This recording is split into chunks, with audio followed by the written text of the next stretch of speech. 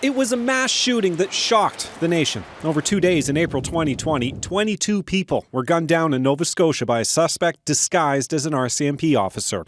This launched a massive investigation and tight controls on what information went public, including what types of firearms the suspect used. The release of that information would have a negative impact on the ongoing investigation.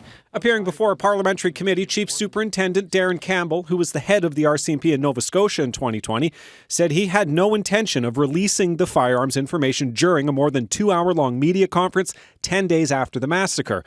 Once that conference ended, his boss called. However, once the call commenced, the purpose of the call became very clear. Campbell testified that Commissioner Brenda Lucki, the head of the RCMP, told him in no uncertain terms she was disappointed he didn't publicly release the types of firearms because the federal government had been assured by her he would. She immediately linked it to ongoing efforts to bring forward some new legislation. That legislation turned out to be an order in council banning 1,500 assault-style weapons announced by the government just days later.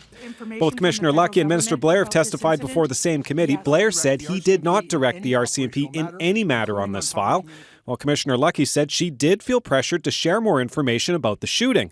The Conservatives say the conflicting information suggests someone is lying. We don't feel that asking for the resignation of Commissioner Lucki or Minister Blair is off the table, but we do need to hear more testimony. Chief Superintendent Campbell says his memory of the meeting is clear, and he believes his testimony is critical to ensure a proper relationship between the government and the RCMP. It's about independence. Tom Vernon, Global News, Edmonton.